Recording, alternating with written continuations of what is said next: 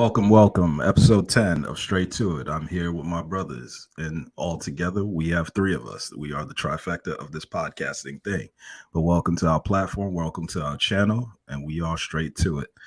Tonight we have kind of a mixed bag of topics that we're going to be touching on, and we hope you enjoy it. We're going to be providing our perspectives and some critical viewpoints of how society, and most importantly, what we think, because we are the ones experiencing it. So live through us vicariously for the next hour or so, and we might strike a nerve. Jay, you want to start us off?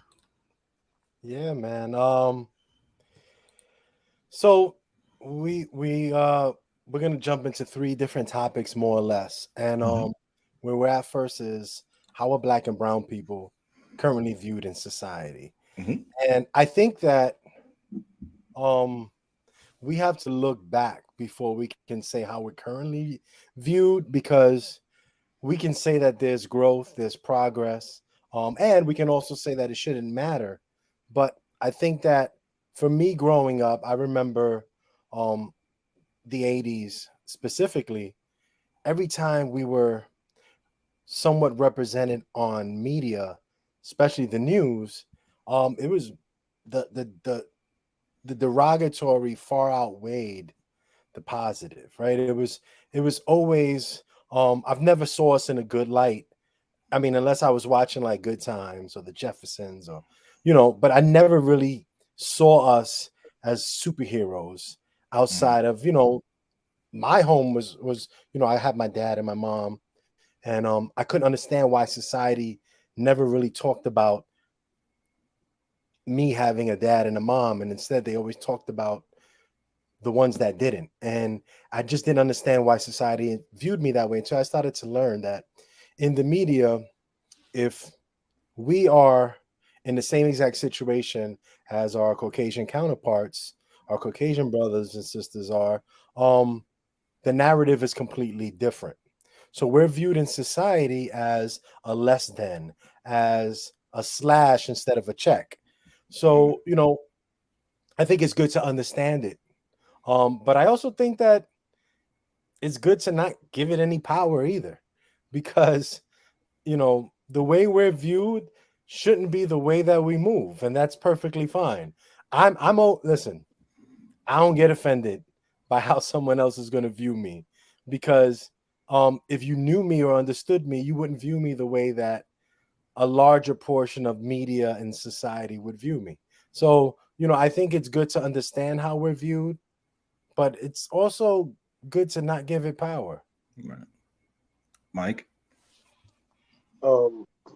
So me being with that,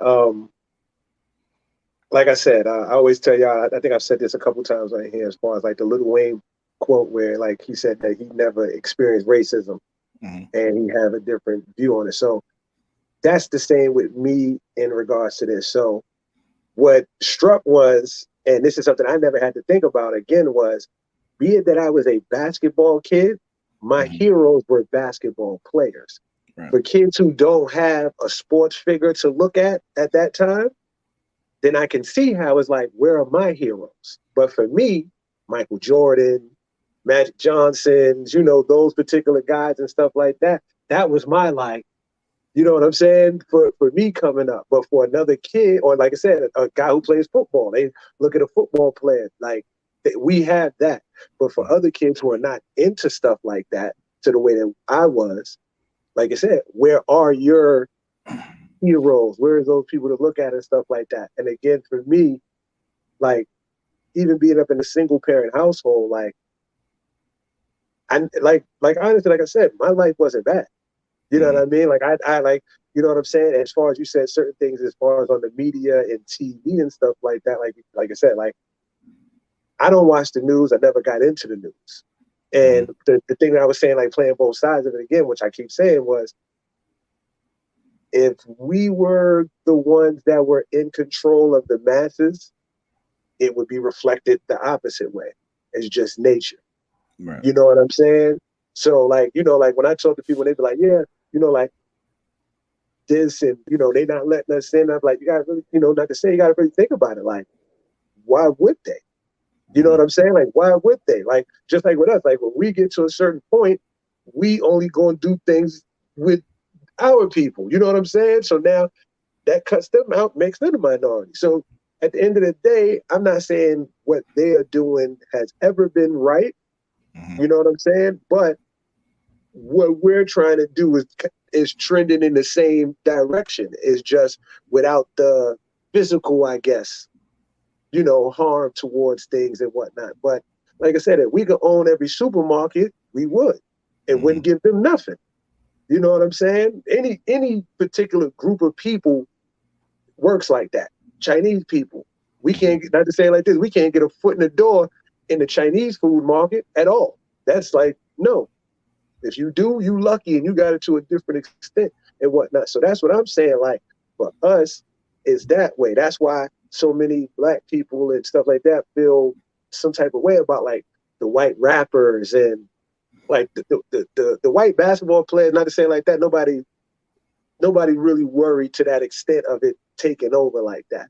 But in the rap world and stuff like that, how they see it in the music industry, they look at that because it does take away from them. It is only a select few stars that can be in that thing, where NBA and sports, it could be a bunch of people. So to go for, like I said, what you said, when you said that, that made me realize, like, yeah, like it was different for me because my superheroes were the athletes. For another kid or another person who don't have that, they like, where is mine at? And also depending on where you came up at. So again, and that's part of how I do what I do. With me having my programs and everything that I'm doing and after school and all that stuff I'm working on, that comes from where I came up from.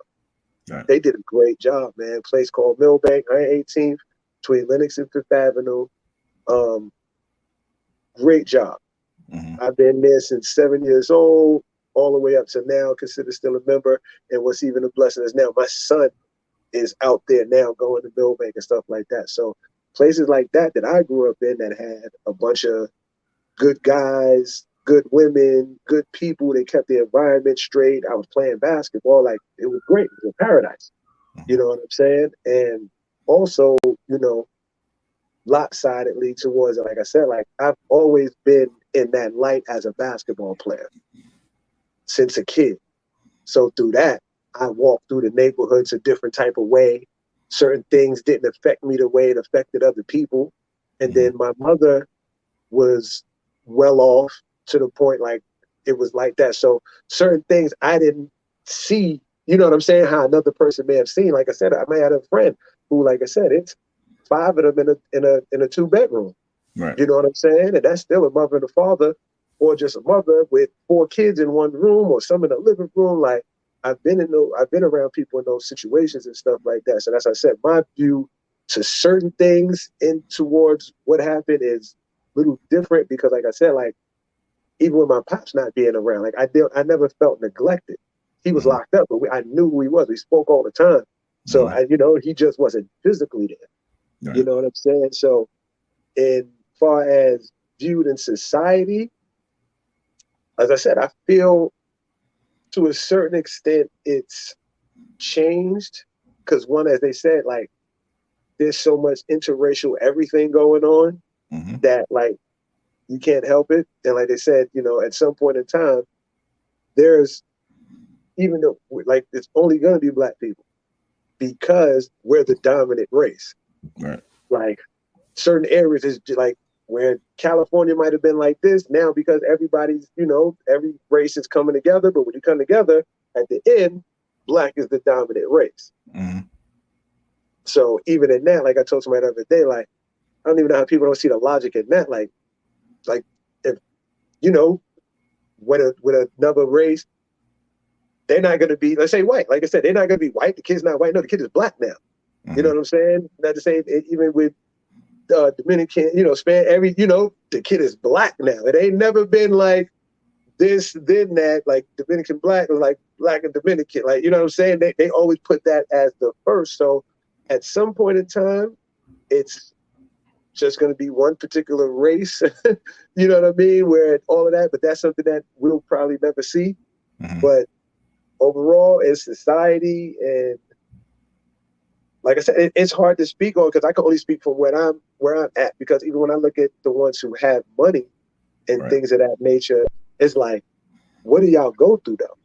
You know what I mean? Like I get it, but what do y'all go through like that? And like they said, systematic. Like I never got into that. Like I see some of the bullshit, but I never took it as like it was a full-fledged issue Right. compared to someone else. But I'm lucky that I was in a space and with my family and my friends and the people around me that I was brought up to go to school, go to college, do these particular things. So I don't look at certain tasks how another person who didn't even finish high school or didn't go to high school or whatever it is looks at life. Right. You guys raised some interesting points, and you guys have touched on very interesting points. I think more so highlighted as it pertains to this topic. We've made steps as a society in some areas, but we still are so far behind. I think it's easy to say that, okay, 2023 is here. Okay, we got a black billionaire, or this one is a black billionaire, and that one is this and that one is that. But we're still far behind in terms of like, what you view on TV, what we see on TV. It doesn't necessarily have to be the news or media headlines or whatever. It's Jason, you hit it right on the head. It's terrible. It's a negative perspective that they put out there. Not to even, be on the negative Nancy type vibe, but like when any of us go outside and if something happens, we are automatically going to be assumed a person of interest, whether we are involved in it or not. That's just how it's been for quite some time. Not saying that they're not making strides for it to be better, but that's just how it is. And we collectively are all in the same age group. So we've seen how this goes. We've seen the plainclothes cops. We've seen stop and frisk. We've seen, let me check your ID. We've seen all that. But if you go to certain areas, especially in the New York metro area, which we've lived and been around a lot, you go to the Upper East Side, you don't even see a piece of trash on the floor. It's different. Like Harlem, Lower East Side, the Bronx, Brooklyn, whatever the case may be, it's just different. There's just a different code of conduct that goes around each of those areas. And why has it been that way? Many will say the system, but maybe we should account for some blame too. Like we're not the greatest at like accepting accountability. Like I know that's a false word because I feel like when you tell or try to hold someone accountable of something, they take it as an instant negative, and they're not willing to look in the mirror and understand that, no, I did play a part in this detriment. Like, I think it's easy to assume praise, but no one wants to assume blame. And it's very hard in everybody's aspect. But coming from where we come from, we see it. Like, Mike, I understand like how you put it. Yeah, it's great. You have a very, that's your experience, and no one can ever take that away from you. But it's always going to defer from the next person. Same thing with Jay, same thing for me. It's always going to defer. Like, I don't do anything worthy of like cops to stop me, but I have. I'm sure you guys have. Or you being questioned or anything like that. It happens. And why does it happen? Because guess what? I tell you, if you walk down Midtown Manhattan, they're not stopping Brad. They're not asking Brad about where's he going. He could be pissed drunk. I've seen it. You guys have seen it. They don't ask them, but they'll ask you. They'll ask you where you're going, where you coming from, and the list goes on. But in terms of how we are in society today, it's hard because, like I said, we've made steps, but there's, there is a lot to be, there's a lot of ground to be made simply because we want more. But I think us, our own people, both black and brown people, we have to assume responsibility in the part that we play. Some people are just not great representations of, what it is. And then we have the younger generation that looks at them and they think that's what it is.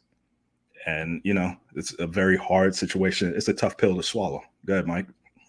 So, like I said, in what you were saying, like I said, I've had situations. Like I said, again, not to, like I said, I've been caught with weed outside, like when it wasn't back in the day, and like the cops were like, "Come on, man, you the ball player, chill." Like I've gotten off with shit like that. You know what I'm saying? So again, that's what I said. Like the other stuff I've seen, and I've gotten stuff, but I've never been through the stop and frisk type situation. Never been through the let me get your ID or whatever it was and stuff like that. And not saying that everywhere I've been, someone knew me as far as basketball, but again, I guess in the way I may have carried myself or whatever it was, it just hasn't happened to me. Right. Not even in being pulled over. You know what I'm saying? I've gotten a ticket for some other stuff and whatnot, but at the fault of my own. You know what I'm saying? So again, it's, like I said, it's always different, but I do know of what goes on. I've seen others go through it. I've seen me being the person where they be like, yo, go ahead, you the ball player, and keep other people. You know what I'm saying? Like, I've seen that as well. So again, it's like that again, because like I said, that's the fear of giving up control to a certain extent. You know what I'm saying? Like if they can't do that, then what do they have? Nothing. If they don't have that if they don't try to push that fear factor, that fake agenda for it, then it's like, what do we have? Because they're getting the money. They're getting the money. They living a life. They're doing this. This is the thing that we're going to try and keep over their heads as far as like, the police and things of that nature. But we are making strides in that with all of the stuff that has been going on. We've lost people because of that. But in their loss and in their absence, we've gained a lot as far as just like public awareness, people to really get involved and try to make changes in these particular areas and stuff like that. And, even for us as kids, now that's the definite. When we were kids, it wasn't that many black cops. I remember when people started, like that was their goal, to be a cop, to start changing the numbers of black cops to white cops. I remember that era when that happened. That was like in the 90s. You know what I mean? Where like, it was just so much stuff, especially in New York, it was just so much stuff going on that it was like, yo, you know what? It really ain't no black cops like that. And like, people started really like going after those positions. Like a lot of people, like, do y'all remember that kind of? Yeah. It was a time where like they like, it was just like people was focused, good guys. It was like, you know what? Let's be a cop because shit is fucked up in the city and we're going to try and level out the numbers and shit like that and whatnot. So again, man, like you said, Jay, in the beginning, that's part of my problem. I don't care what nobody else thinks. You know what I'm saying? Like nothing. Like, okay, so not to say the name, but my situation with the tattoo. So said I have a Black Panther tattoo. I couldn't play basketball at this particular school anymore because of the Black Panther tattoo. I remember. That's me. Is this gang related, the Black Panthers, things of that nature. And there were people that were on the team the year before and that was there coming in the following year that had tattoos. Right. It was an agenda later on as far as another player they were trying to bring in, and they know he wasn't going to play over me. So that's the story I got from the horse's head later on down the line. I played for Millbank. Our school had players from other establishments, and it was like, this kid got to play. So they picked that, said whatever. So for that could be the only time I felt some type of something. But again, I didn't care. I just went on to another school. Schools wanted me, and I was fine. You know what I'm saying? Like they wanted me to press charges and all that. So like I said, man, we just got to get away, one, of worrying about the perception. The next thing, as far as the news and shit like this, I've been saying this for probably over 10 years with the internet. Why the fuck we just don't have our own, like consistently, like real news, not BT type news or whatever, like a real news something. It should be possible at this stage of technology and stuff like that. But for some reason we don't do it. I don't have the money, so that's why I don't do it. So I wanna piggyback on that. Mm-hmm. I'm loving this because everything y'all saying is 100%. Even in individual life experiences, I think it Mm-hmm. still will transcend to others because 1,000% someone else has been in something related to what y'all already Yeah, said. A Yep. yeah. thousand percent someone's been discriminated on tattoo. Like, so people gonna feel that. So here's where, for me, I've been encountered and listen, I felt racism within my own. Mm-hmm. So I'm Jamaican and Puerto Rican, but I identify as black fully. That's it. Mm-hmm. There, like I'm too educated to not be black. You know what I mean? Like Mhm. I understand too much for me to just be like, well, I'm 50%. Like I can't. I I don't. don't want to give the breakdown. No, because I'm just so fully aware, and Right. I've taken the educational journey on history that I know who I am. Mm-hmm. Um, my mom's 100% Jamaican, my dad's 100% Puerto Rican. We black. That's just how it is. And Right.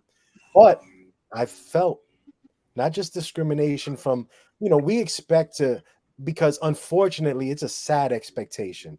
In the journey of life that I've lived, I've expected to be a recipient of some type of racism from my Caucasian counterparts or my Asian counterparts. However, Right. I've been in instances where I haven't been black enough or I haven't been Puerto Rican enough Mm-hmm.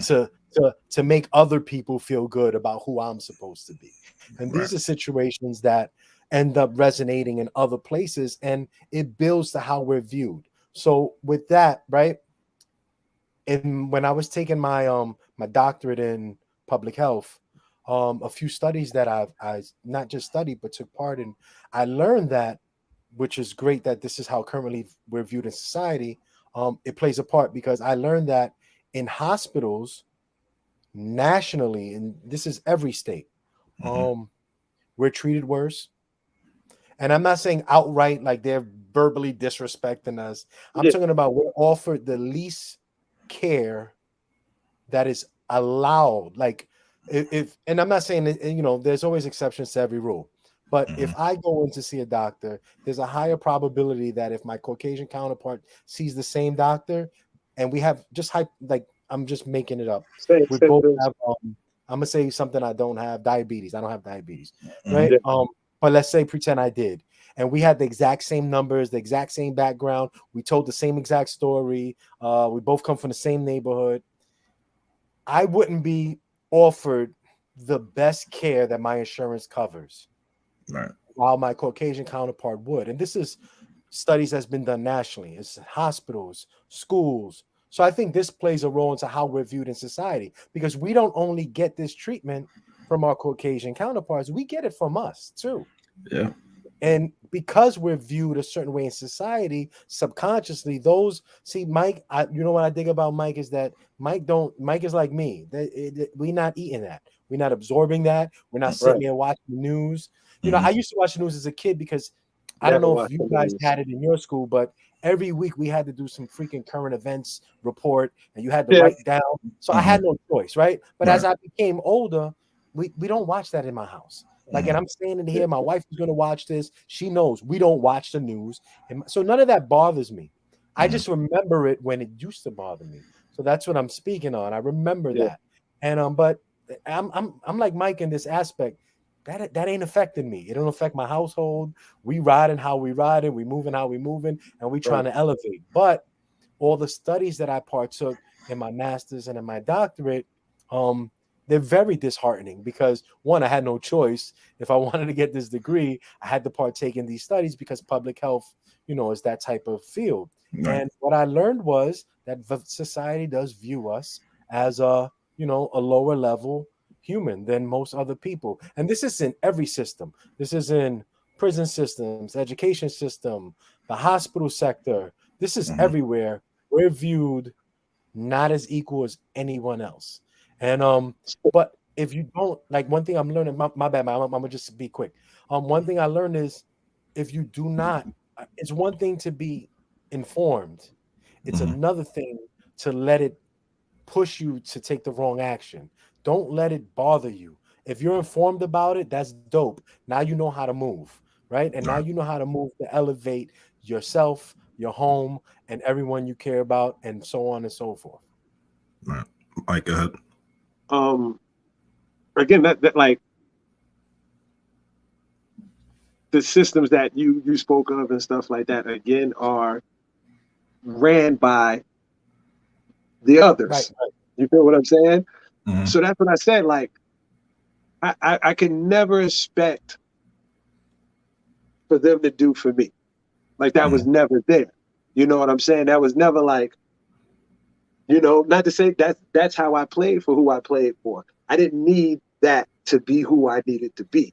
So, you know, the school system and all that stuff. Like, I'm gonna tell you, like, what's so crazy about this now, like I said, with everything with my son's going on and all that, like, this is the first time in a while, but it's because of what's going on with school and that me being at this age, I don't really care about school because they're not really teaching them nothing really worth anything towards life. Mm-hmm.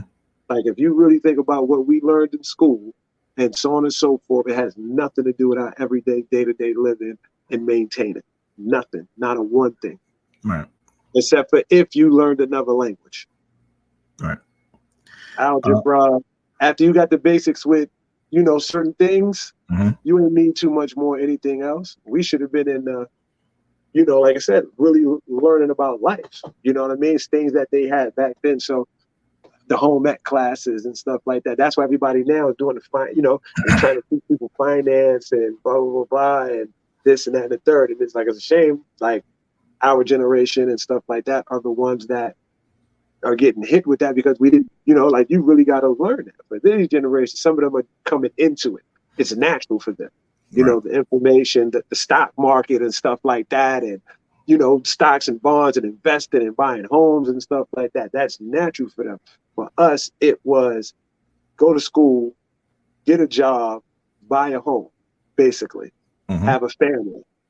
Yep. If anything else outside of that you do is super great, but the great thing that your goal should be, go to school, get a good job, get a home, have a family. That was it. Now it's everything else. It's everything. So again, the beauty in that is, like I said, it's just for us older ones and whatnot, we got to make the turn to keep up with what's going on. For them, we just got to keep them on the right path to what's going on. So we're trying to keep up. We're trying to keep them on the right path. Like, go. So as I said, with, you know, learned this, you know, in another race, Caucasian, Chinese, whatever it is, he's an accountant, he's this or he's that or whatever it is, no stereotyping, but, you know, a dentist, whatever it is. My son is going to be that. Why? Because I can guide you through that. Right.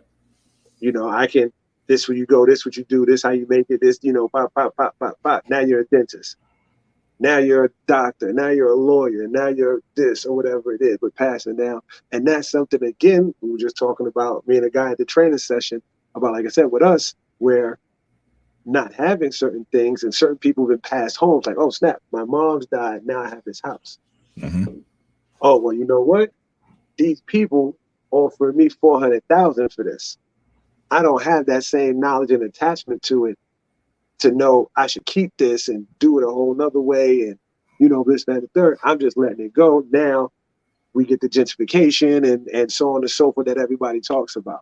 So again, it's our particular age bracket of people not knowing certain things but this generation and the generation moving forward, they're knowing. You know what I mean? That's the beautiful thing about the internet and getting all this information and being able to be around and see everything. So that's the same thing I say. I get it that we do have a lot of bad stuff going on, but we ain't out here purging. You know what I'm saying? We ain't out here purging. You know, there's a few kids that ain't doing what they're supposed to do, but for the majority, they are, you know, doing what they're supposed to do. Right. You know what I'm saying? Just again, we're dealing with a lot of the old rules and laws and regulations that should have been adjusted, that is really putting us and keeping a lot of the older generation behind the eight ball. The younger generation know what it is. They're coming into the game knowing how to use their credit and making sure I'm you know, get to college, this, that, and third, whatever, you know, whatever. So now they know, don't do that. Yeah. Don't do that. We done been through that. This going to set this up. Don't go to this particular school. Do this. Right. So you don't get you don't get to that's our era. One of the main things that kills all of us is student loans. That is a lot of people's problems. Our era. We're not going to hear that with this particular era of kids.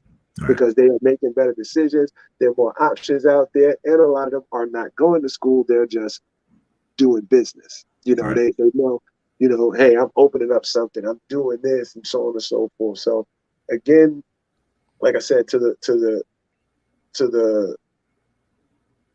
we're there. We're there. It's just like the news. Oh, I posted something the other day, and it was like a skier focuses on the path. If the skier focuses on the tree, the skier is going to hit the tree. The skier focuses on the path, the skier is going to get down the hill, whatever.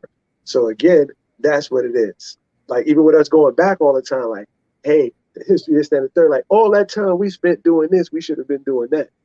I'm not knocking it, and there's different ways to get to. Like I said, you don't know where you're from if you don't know where you're going if you don't know where you from, where you came from. Not to say this, and you can basically sum it up in a paragraph where we from. It doesn't have to be regurgitated all the time the way it is amongst our community. It's like everything is always looking towards backwards, where it was, instead of focusing on. You know what I'm saying? So again, that's just my. Like I said, I don't want to hear about this every year, every this, that, and third. Like, what are we doing now to get to the next stage of things? What are we doing there in that process? But that's just how I am as far as the solving part. I don't want to keep hearing like, yo, they did this, they did that, or they did this. Like, we know this already. And again, some of us didn't go through it. Like, I wasn't part of that nasty era. My mother and my grandmother, my mother may have caught a little bit of it as far as like really being nasty. My grandmother was in it. You know what I'm saying? So, you know, it's different, but a lot of the energy is still directed towards way back then. These kids, just like me, like these kids are like me. They're coming up in a different era where they don't deal with that stuff. You know what I'm saying? Like, they just don't deal with the stop. Like I said, stop and frisk is over. So they'll never experience that. They'll never experience. So their outlook and their motive and their moves towards what they're doing is just different. And like I said, for me, I love, like, they be like, this generation is this. I love what they're doing because I feel like there's so many of them getting to it. Like, really get to it. You guys raised some good points as far as like the different sectors and the different behavioral types that, you know, we place upon ourselves and obviously what society plays upon us.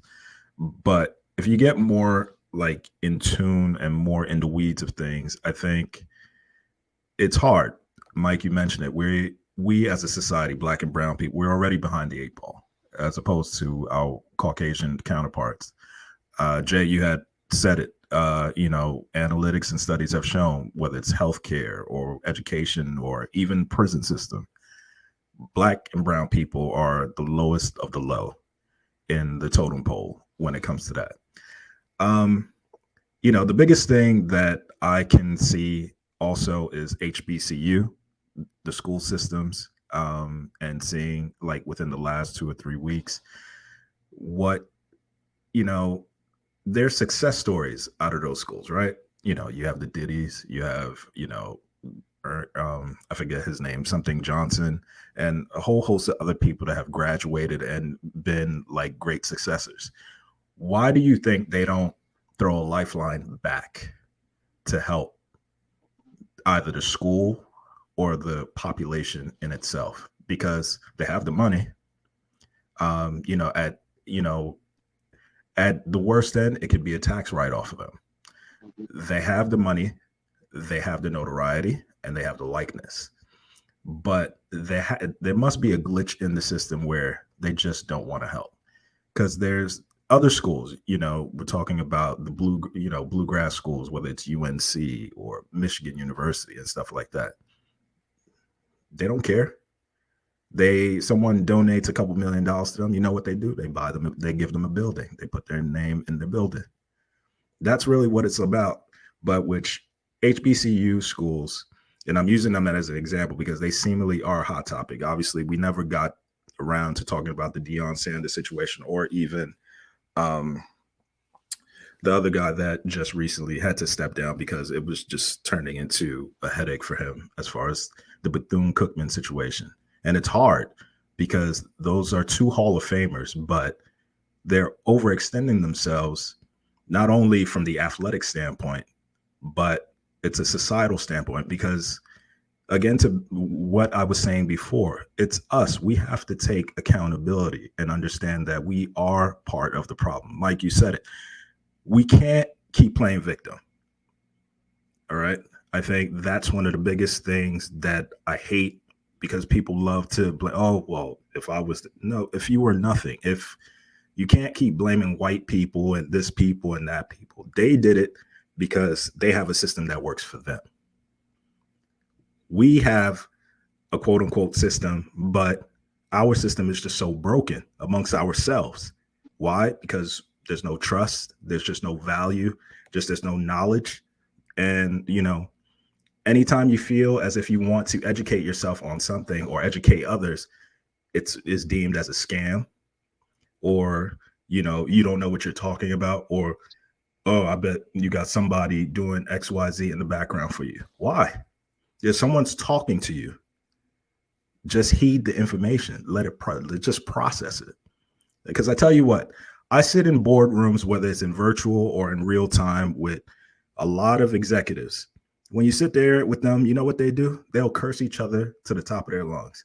15 minutes later, they'll walk out the door and they already made that business deal. That's how it works in corporate America. In Black America, if someone says something you don't like, they're going to hold it against you until the end of time. There will be no business deals. You can't sit at the same table. You can't even breathe the same air. That's just how people are coded. And I don't know why, but we have to get out of that mindset because it's not working. You see, right now, they're trying to eradicate like some of the educational curriculum as far as, racism and slavery and stuff like that. Why? It happened, right? You don't hear them trying to eradicate anything else. Do you hear them trying to eradicate Tiananmen Square? No. Do you hear them, the Holocaust? No. These are things that, those are very unfortunate situations. None of us were alive when any of that happened. But slavery still continues. Not to say in physical sense, but in a mental sense. Like, you go for a job interview or whatever, you're being judged by a different curriculum, by different tests than your white counterparts or anybody else. Why? Because you're Black. For the minute you sign or you deal with the application and you have to identify your ethnicity and things of that nature, they already know how they're going to deal with you. That's how the world works.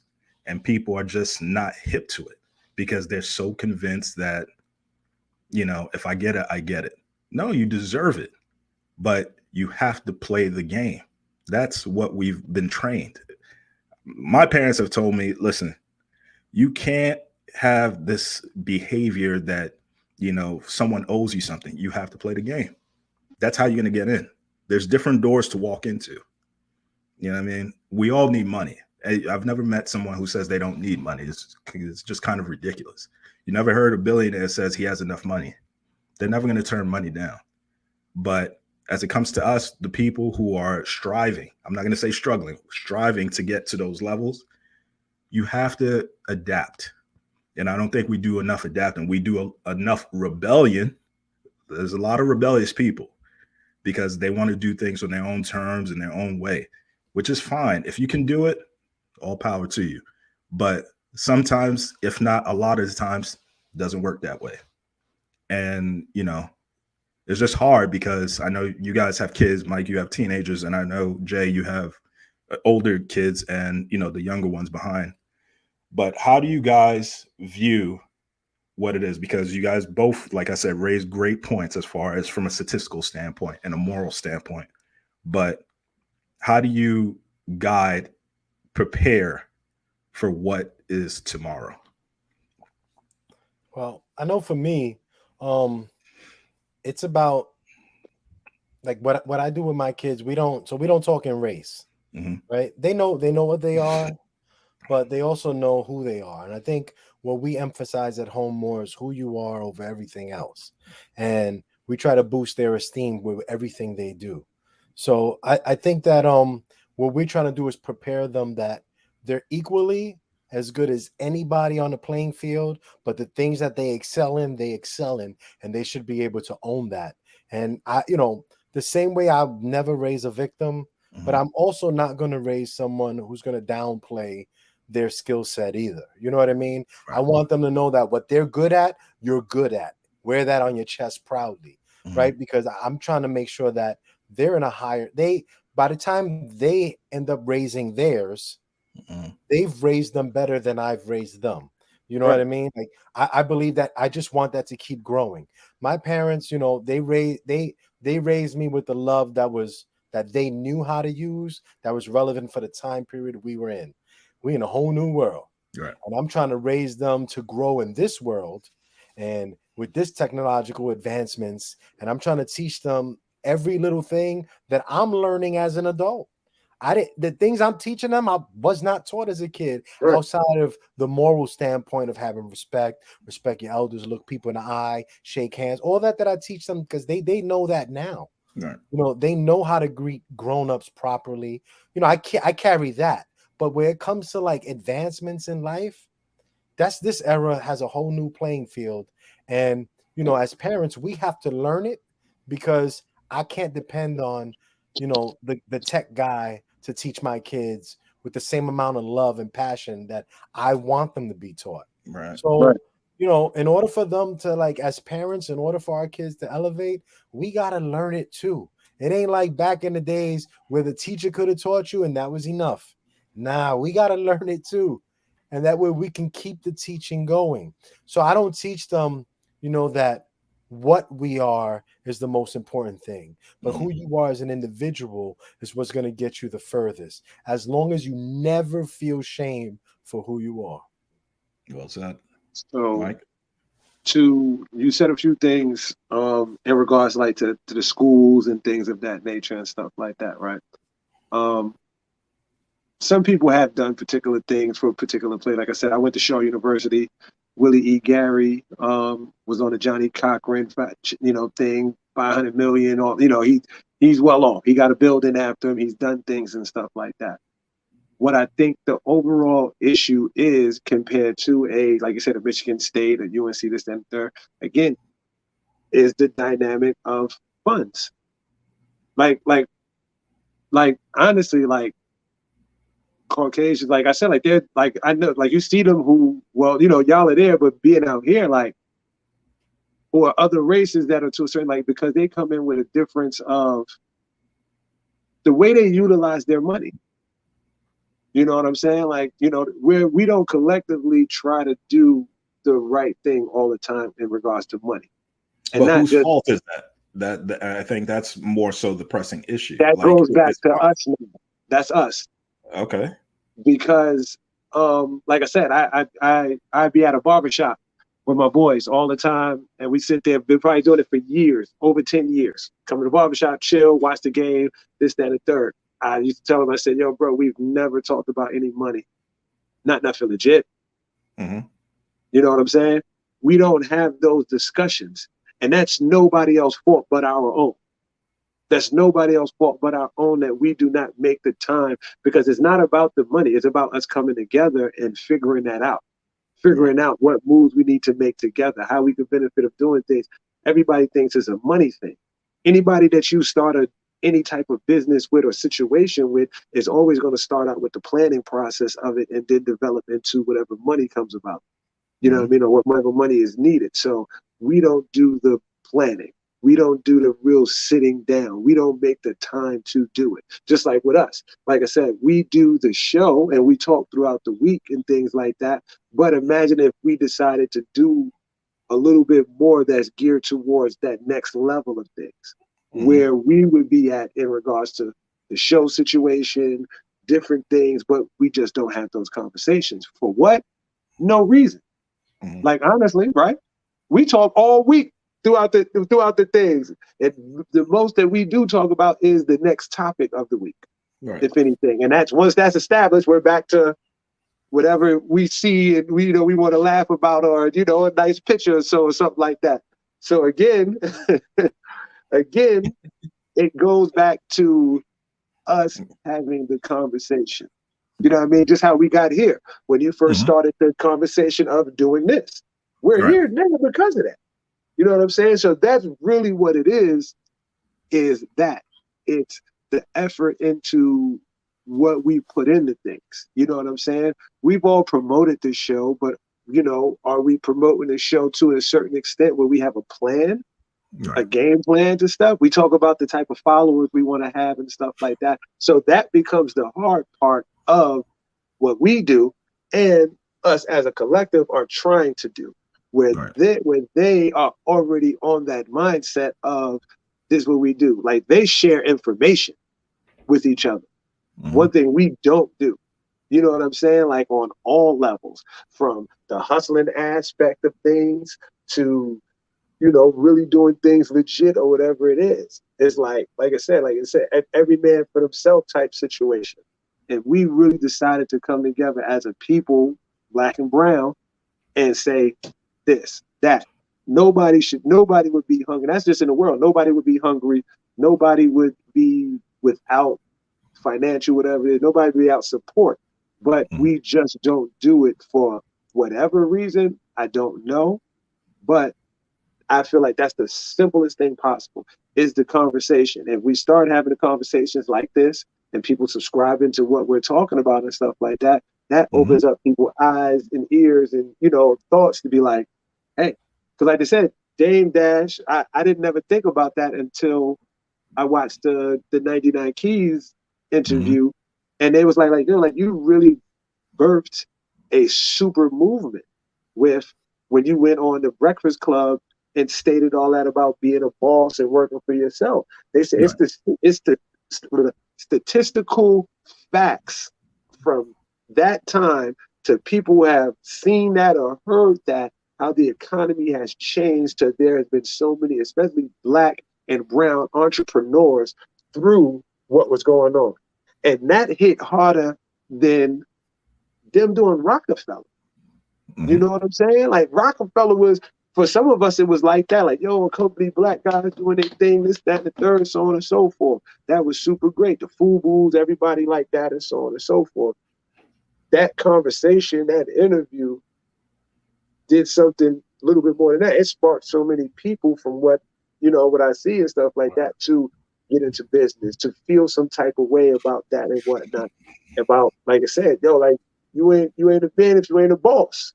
Right. You know what I mean? Like, and a lot of people took that to heart. A lot of females took that to heart. Like, I gotta, you know what I'm saying? So again, it's us having the conversations. It's us doing it frequent, like planning. Like, you know what I'm saying? Like that. Like, I talk to my son about this all the time. Like, bro, like, and I'm bad at it because of my past. You know what I mean? But I'm working at that. But like I said, planning. Like I said, like, really planning. People who make it plan, stick to a plan, work with people, this, that, and the third. That's the one thing that we do not do. We do not stick to a plan. We don't come together and say, hey, let's do this. Because like right now, one of the main things that I want to learn is farming. That came to me like recently. Like, I really, like, people tried to, give me hints about it before, but that's where I'm at now. And as I said, we keep the information from each other. You know what I'm saying? From when people was doing a techno or crypto, all that stuff like that. Like, you should, like, nobody wanted to just make it simple and explain to people this is what it is or whatever it is. Get into it. Here, I know how to do this. But then, like you said, you got to worry about people cheating and scamming, and that's not just in our own community, as you see. That's in other communities. They banging their people over the head for insurance money and all that type of stuff. I watched that show, American Greed, and it'd be crazy. But again, it's just for us and the collective. Like, like I said again, it takes the village, bro, and their villages are different because their conversations in their villages are different.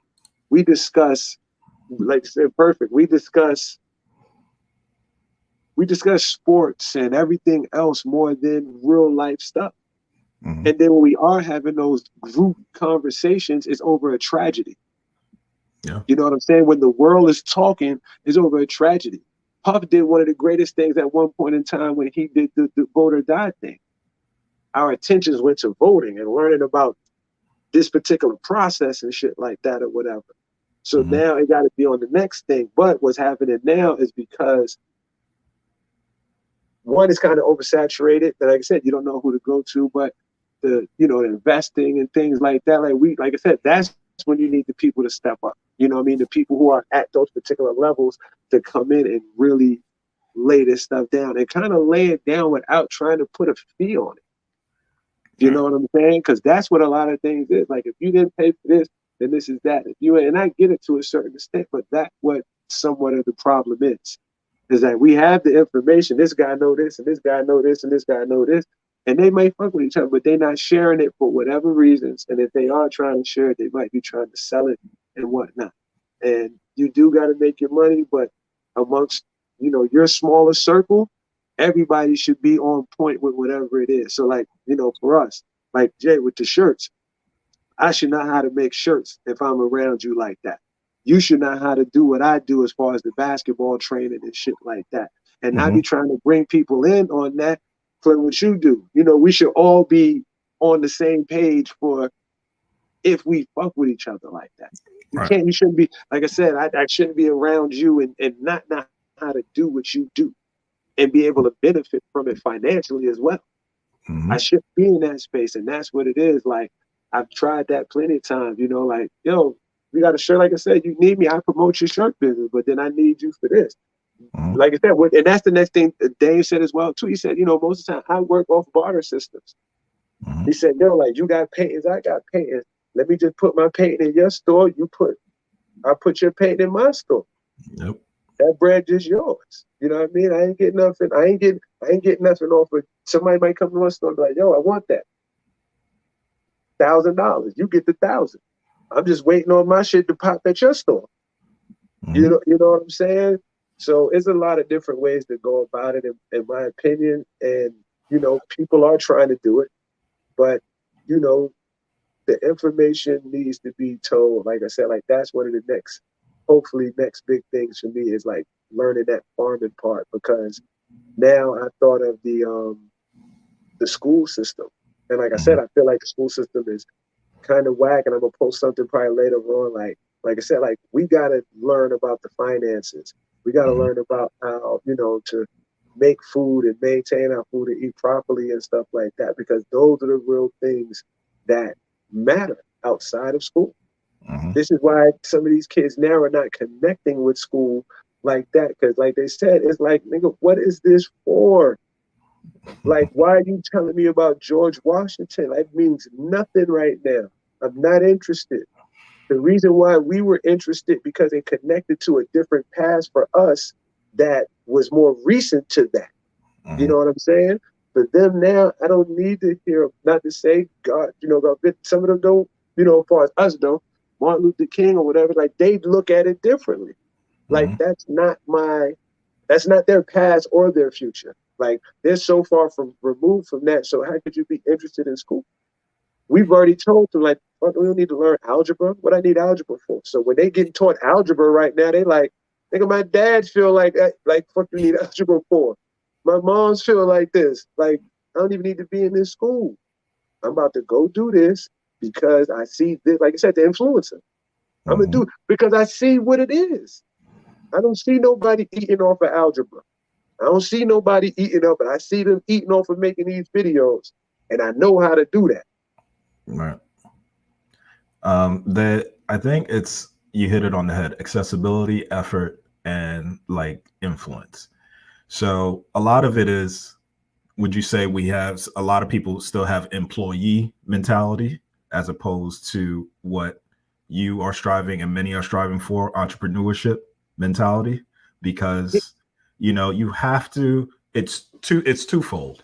With employee, there's a level of security there. Yes, Right. it's pretty mundane. You're doing the day to day, and you know what it is, Monday through Friday, or whatever the case may be. But with entrepreneurship, it's ebbs and flows, right? You don't know what is going on, but you do know you're going to be on a whirlwind because a lot of the responsibility and the effort falls on you or your team. And then, as you had pointed out, when discussing things, I think it's much easier to be like, yeah, I'm down to do this, I'm down to do that. But are you willing to put your foot to the fire and do it? Because when that time comes, it's harder because there's a lot expected of you, or expected of the part that you're going to play in the puzzle. And I know, and you raised a good point. We sit around on Instagram or whatever the case may be. We talk to each other and DM all day. But I think a lot of it also falls under, we have to take the onus and add. Like, whether it's, saying that we're going to do a certain topic. Yeah, I don't particularly take joy in just saying, okay, what's the topic for today? Not that it's anything. We all, life happens. We all are busy, and it is. Hold what up, wait, it is. look. So the busy, right? That's what I'm trying to get away from right now. Again, and sorry to cut you off in regard to that. So, name of my company is Elite Focus Training. Mm-hmm. So again, we're not really busy. Like that's the difference between certain other places and other races compared to what we got going on. And like I said, that's a bad habit of myself. Like I said, I get over here, I'm about to watch TV. Like, we're not using our time the way we're supposed to. And we know this. I know. Everybody's doing it differently. And like I said, you maintain. So back to the employee versus entrepreneur thing that, like I said, it goes to the too many Indians, not enough chiefs. Right. Or what is it? Too many chiefs, not enough. I don't know how they say it, but they get it. It gotta be employees, right? It gotta be employees, because if everybody's an entrepreneur, then who's working for who? You know what I'm saying? So again, when people say that right there, employee versus entrepreneur, they look at it as you working for yourself or you working for another race. Yeah. No, another race. Because why not be an employee for? What if you're an employee for us? Is that still considered a bad thing? You know what I'm saying? But thing, that's, like I said, that's something that been around for a while, the employee versus entrepreneur thing. But that's something for us that came up when we probably was like in college.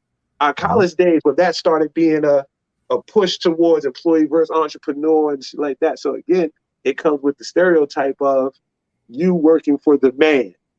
I might be working for my man.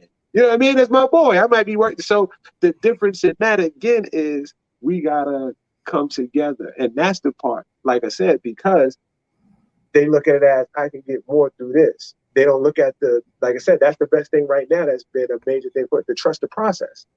That's just like the Dame Dash thing. Like when Joel Embiid started with that created a culture of things that came out of that little statement that reflected in people's everyday lives. People live by this. You know what I'm saying? So that's the thing, like the Dame Dash thing. So again, we got to get to that of really trusting the process. But we have to also create the process. We have to come together and do that. And then after we create the process, we can trust it. And most of the time now, like I said, employee versus entrepreneur, I get it. I meet people that are like, I'm working. You know what I'm saying? And again, it just depends on what you're content with. You know what I'm saying? What you want. If you can make enough to take care of your life, I get it. You know what I'm saying? And that goes back to, again, like, what do you want? So me being an entrepreneur, like sometimes when I think about it, I can't see nothing else right now. Who knows what may happen in the future? But right now, I can't see nothing else. But I understand, I know the difference between if I would have been working these last 7 years compared, like, something consistent compared to what I do. But, but part of that comes with me was, and that's what a lot of entrepreneurs probably deal with, is we start businesses without knowing the business. Yep. You know what I'm saying? I made decent money over my time being an entrepreneur, but I didn't utilize it properly. I didn't do the proper things to do those type of, make those proper steps and all of that. And again, for people around you, you learn, and I'm blessed for that. For my crew, like they've got different things going on where I've learned from them. I got into it more off of a friend of mine that, like, I never, he's like, yeah, I'm not working for nobody no more. Right. You know what I mean? He's just like, that's it. I'm going to do this and I'm going to do that. And yeah, ups and downs, but he's living his life. You know what I'm saying? He's traveling the world, doing different things and stuff like that. So, as the entrepreneur, I love it. I love it and I hate it. I love it and I hate it at times. And the only reason I hate it right now because it ain't where I visually see it. But once I get there, I still might hate it to a certain extent just because of what I got to deal with now on the next level. I've been like, man, I got to keep these gym lights on. You know what I'm saying? Like, so it's never a stop to it. And yeah, that security of, so for me, next is the employee entrepreneurship, which I've learned that invested my money so I don't have to work for nobody at all. So entrepreneur or employee, none of that matter. We already said, so that's the goal right now for me. And I watched something, I think, on Netflix that really went into it. I don't know if I told y'all about it, but it was some players. It was like a former NFL player, different people who had different situations, household, people who made money. And they really started breaking it down and they put themselves in situations where, we need this amount of money and this amount of investments here, here, here. And this, if you do this here, this is projected to be this, and you will be this for life. Right. And they put things in place that was like, that's it.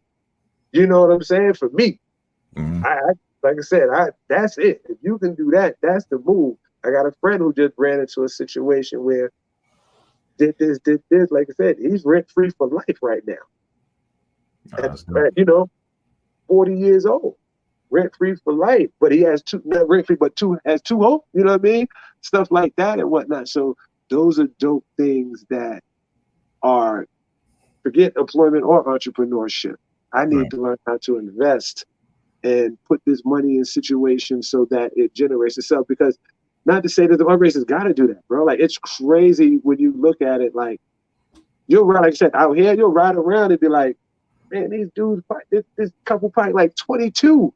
And they got the big house and the cars and all of that. Like, and it's a lot, They just got certain things set up certain type of ways where it's like, so that's it. Sitting down, having those conversations, linking up with the right people. But we just got to get away from the nothing, doing too much of nothing.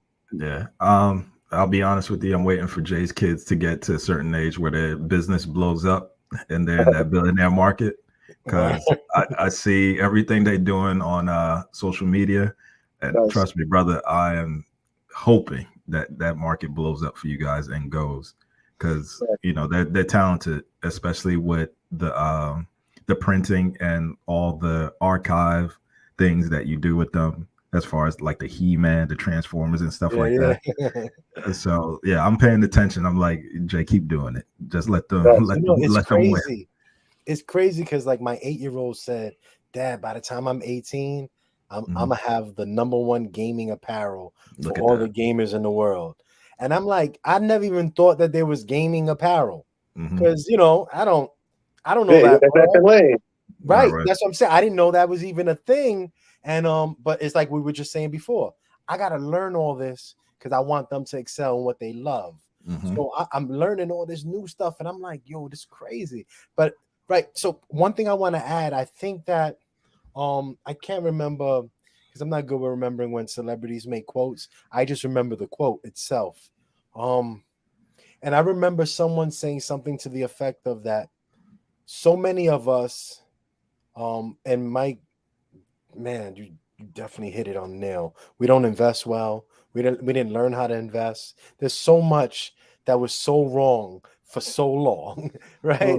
And I think that we've put ourselves, and when I say that, I mean collectively, not just us three, Yeah. but people in general, we put ourselves in a lifestyle that, one, we live check by check, and we've got accustomed to weekend spending and things that we don't really need, but they became so habitual that we don't see the life without that.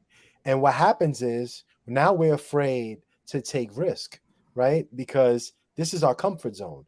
We go to work, there's already a job laid out for us.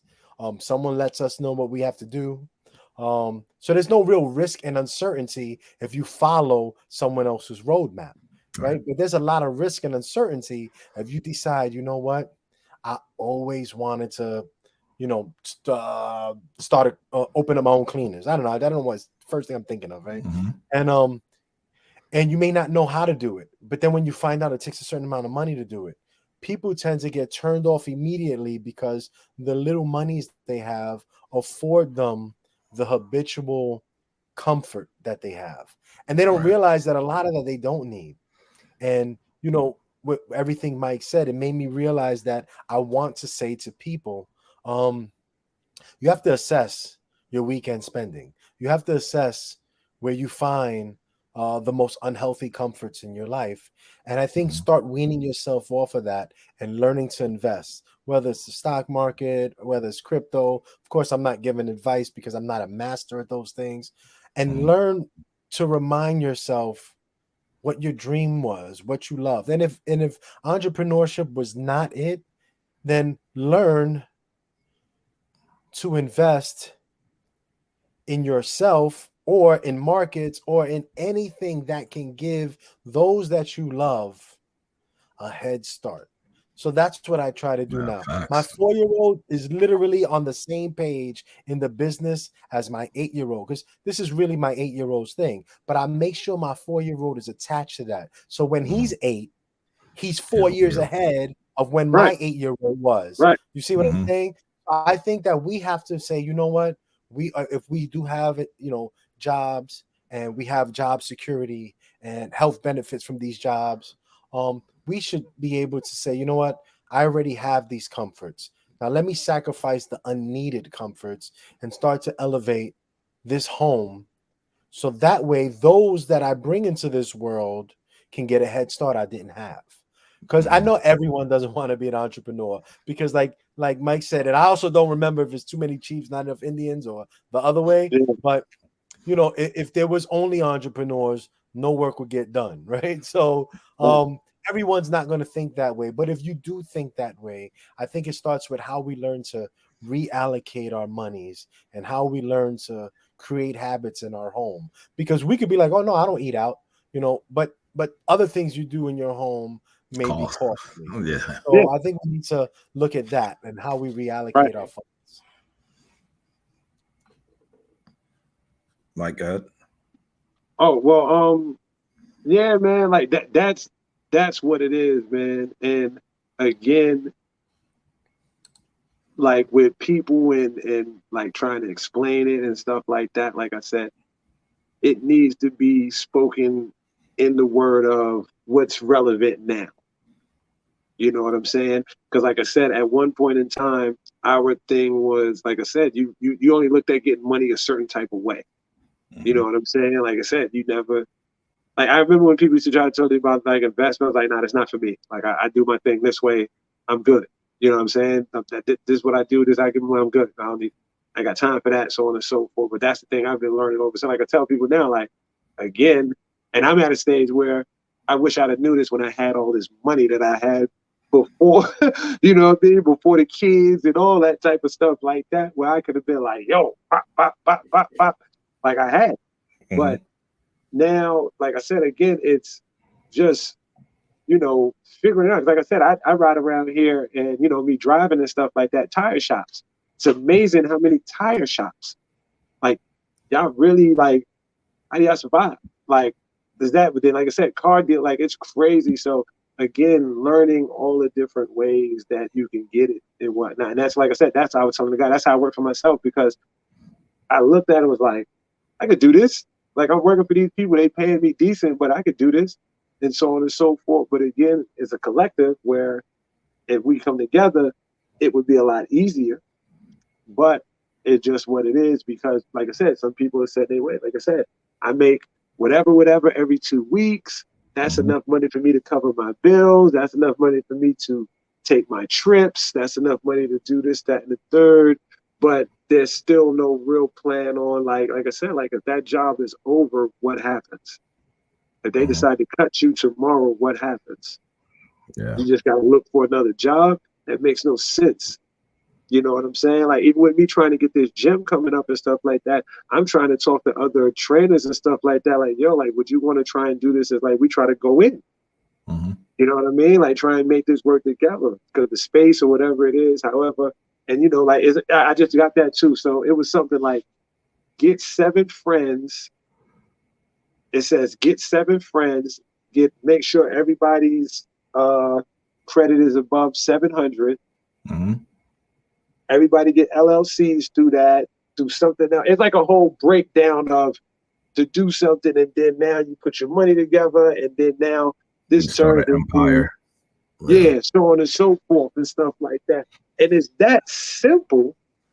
That's the so that's the next thing too. Like, yeah, well, okay, the next thing where we've seen the thing where like they show the thing like it look like Bill Gates, and it might have like a white boy plain polo, pair of jeans, shoes, and it'll be like $8, $16, $24. And then they'll show us $30 hat, chain, this, that, blah, blah, blah, blah, blah, blah, blah, blah. And it's like, yo, a lot of this is right in our faces, and we're not doing it. And like I said, I can say me as well. You know what I'm saying? And it goes with just life. So that's where some of the things that put us behind the 8 ball starts with. Like that, just getting past some of that to even get started in that. Oh, they held, yeah, I get it. But if we really did things, like if all of us really did things the way we know, because all of it, that's the same thing. I say that as well too. Any one of us could be whatever it is. Today, if you wanted to be an astronaut, you could be an astronaut, because if you know the processes that it takes to map it out, hey, I got to look up astronaut school, whatever it is. So I want to be a banker, I got to do this. So I got to, like, you can look it up and find the starting point and just maneuver it from there. Just like when people talk to me about cooking. Oh, how you cook? I'm like, it's just following directions. Like, you know what I'm saying? Like, it's a recipe and they say buy this and put this. Like, that's all it really is. And after you get it, then you do it to your own feel and stuff like that. So again, what we have in front of us, and I had to learn that at one point in time, is that in certain situations, we're trying to reinvent the wheel. Like I said, like, look at this person who you want to be like. Like, look what they do to get what they're getting. Right. Look at the work they put in. You know, this is what they had to do. They had to go to this school and this and that and so on and so forth. That's it. Like, there's no more to it than that. Like, we all got the blueprint to whatever, just like with us doing this podcast. Right. Like that came upon the idea, but the blueprint of it is from something that you've seen and say, I figured out how we can do this. You know what I'm saying? So that's where that's why I feel like, you know, the next stages of things again is like, stop, you know, not paying attention to what's exactly in front of us. And what is exactly in front of us is the opportunity to do whatever. Like, it's there now. Like I said, the shirt printing stuff and all that. I remember when I wanted to do that back in the day, bro. Like, that stuff was crazy bread to get one shirt made.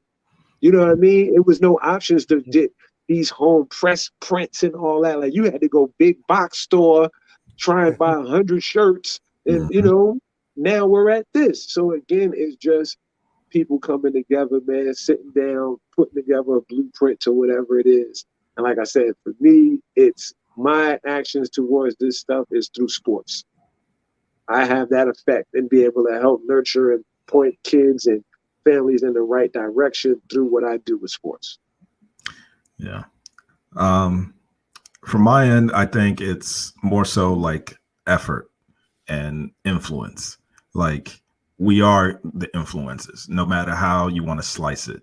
Like there's a generation behind us that looks up to us in some ways. Right. You guys collectively said and pointed out greatly that, you know, they've carved out plenty of lanes, whether it be via computers, technology, you know, YouTube media, social media, TikTok, whatever. Like they're afforded more avenues and more opportunities than we were, what our parents were, or, you know, even our forefathers or whatever the case may be. I think the hard part is that, and I think it also comes to what we talk about in all our episodes that we've done thus far. It's effort, respecting the process, and understanding that it's a grind. I think a lot of people have to understand that this isn't easy. Like, you know, just because they see three of us and we're just talking, it's not easy, because there's some people that can't hold a conversation. Like we know people like that collectively, or just don't have the attention span to focus in on a topic and, you know, just kind of explain it, like broad stroke it. Like all what we're doing there's no like script here. There's nothing here when it comes to three of us. We're just talking. But a lot of times, Mike, you pointed it out, you know, you can name any of the top podcasters that are out there. They have a script. They have, you know, their cuts. They have their camera people. They have their engineers, everything. We don't have that, but we're making it. It doesn't mean that like it stops here or like we've reached our ceiling. By no means have we done any of that, but sky's the limit. But I say this to say this. It's one of those situations where like when it comes to our people, Black and brown people, we have to understand, we have to take accountability. Like we have to start looking at that literal mirror and say, this is what I could be doing, not what, you know, what opportunity I missed or what opportunity I can't get because X, Y, and Z. Because we say more I can't than I can. And that's a huge fault of our people. And yeah, a lot of it has to be trust. I think in our community, it's more trusting than actual luck, because I don't know, we don't trust easy. Maybe it's because of the hundreds and hundreds of years of what we had to go through. But when you're talking about amongst ourselves, we have a hard time just, you know, eating and soaking up that trust, like counting on somebody. You know how hard it is to count on somebody? You'd be like, no, I'm just going to do it myself. We all have that. You don't have to be any which way. We all have that kind of trait in us where it's like, okay, there ain't nobody fucking with me. I'm just going to do it myself. And, you know, it's hard, but we have to do what we have to do. Our counterparts, on the other hand, they've developed a system. Whatever that system is, there's always going to be a lineage. It's always a tradition with them. There's always a pass down.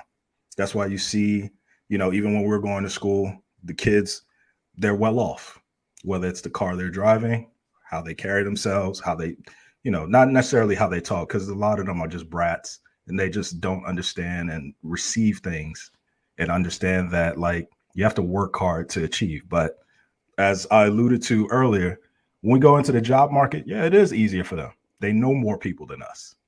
A lot of things, it's, you know, it's plain as day for them. There is no light in the tunnel. That expression only came up for Black people, because when we do something, we have to go through a lot of stuff before we reach the main goal. In the dark. That's the hardest part. And that's the part that no one ever says or teaches you. But we, you know, we instinctively know that. You do anything, and we said it enough, you're behind the eight ball, but you have to push through. You don't stop because you already know that, okay, someone has a head start. We already know they have a head start, but so what? You have to get there, right? You have to survive. So you make the strides that you need to. Far as employing and versus entrepreneurship, it's hard. Not everybody's built to be an entrepreneur. Like, let's not sit here and kid ourselves. It's a lot of work, because when you're up, you get a lot of the praise. When you're down, you get all the blame.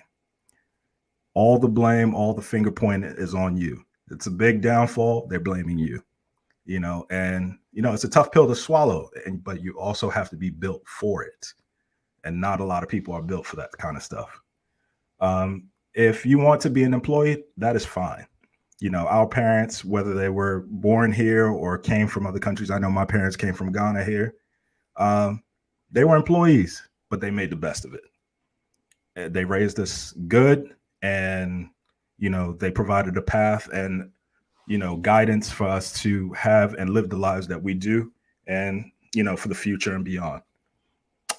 So I don't knock it. If you want to be an employee and just, you know, do your thing and ride off to the sunset, that's fine. But I can't do that. I don't want to work until I'm in my 60s and 70s. I cannot do that. I want to be comfortable, but it comes with a tremendous amount of sacrifice.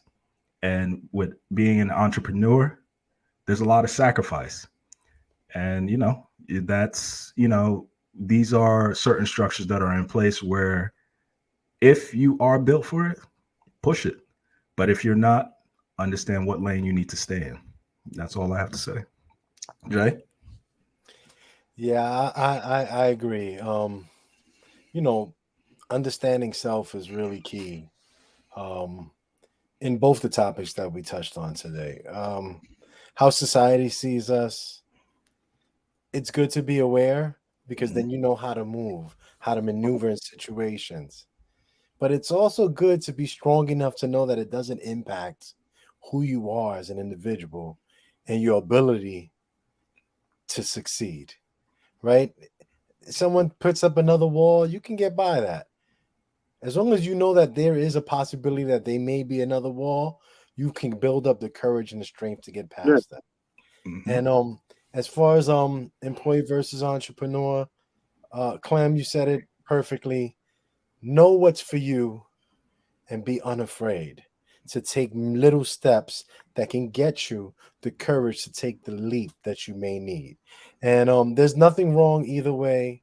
You know, I've been an employee for many years, and so I had to decide to completely abandon ship and you know, deep dive into what I want to do. But I've never felt less in a role as an employee because I love what I did. Right? So understand who you are. Mm-hmm. And no matter how well off someone else is, has nothing to do with you. Be well off mentally, emotionally, physically. When those things are aligned, your finances will also elevate. Do not be afraid to be the best you. That's my closing statement. Awesome. Mike, you got anything? Yeah. One, as far as the employee, like I said, with the situation as far as loving your job, like I said, the greatest thing about me as far as the employee thing, like I've always been able to dictate my employment as well too. I never had to work somewhere that I didn't want to work. Like I said, when I came out of school, I walked right into a situation. Even it was crazy back in the day when we had like the summer youth jobs and all that. I might have been the youngest the 1 year I did it, and it was through the housing and whatever. It was like you do the groundskeeping, it was like the crew of kids that did all of that. I think I might have been like 14. And it's older people from my projects that, you know, kids and however it worked, they made me the boss. I was the person who just told everybody where to go, and I had to walk around and check. People was hot. But like I said, it started then. Like it was like, somehow it was like, he's the guy. I just go, hey, you got to be over here at 2:30. You got to clean this park here, do this, that. Mm-hmm. And then the same thing with my job situation. So, you know, again, like you said, be there. And that's what I tell people, bro. Like, yo, go into these places like this is this. You know what I mean? Put it on the line. Don't, you know, even with me having the kids, that was the main thing that I had to do. Like, yo, I can only work this time to this time. I don't work weekends, blah, blah, blah, blah. You want me? This is what has to happen. I have kids. I got this, that going on. I'm a single dad. Leave it at that. So, you know, that entrepreneurship, again, and that's what I was going to piggyback off what you said, Clem, and I'm going to run with this. You'll get some credit for it later on down the line. So I'm going to try and blow this up. So again, we talked about trust the process. Everybody trust the process, but what you said was respect the process. That's what needs to happen. Even with me, what I'm doing, I need to respect the process of what I'm doing, because that's what happens. You respect the process. Trusting the process is hoping some shit goes your way. Right. Basically. Hoping, trust that this shit gonna work out. You respect this shit and you move accordingly, as you said as well, it's gonna pan out. Steve Kerr, it was one I just read over Steve Kerr. People play how they live. And I was like, wow, that hit, like the ones who out here busting their ass, like, this is why he lives how he lives. This is why he lives how he lives, because the way he played, the way he lived correlates. Yep. You know what I'm saying? So respecting the process, the Kobe Bryant, I got the Kobe tat and all that. Like he respected the process. He ain't trusted. He respected it. He knew what it took, because that's what it is. We all know what it takes to do. Like you said, Clint, like, these people do this, they do this, that. For us to get it to that level, those are things that we got to do too. But that's the beauty of social media now, and being able to see the process. So we can see the process, respect it after that. Yep. Then trust it, because after you got it rolling, then trust what you got going on, I guess. 100%. All right, folks, that wraps up episode 10. You know who we are. You know what we be about. Join us for the next episode. That's Jason, that's Mike, and I'm Clem Boogie. So we'll check you out here at Straight to It.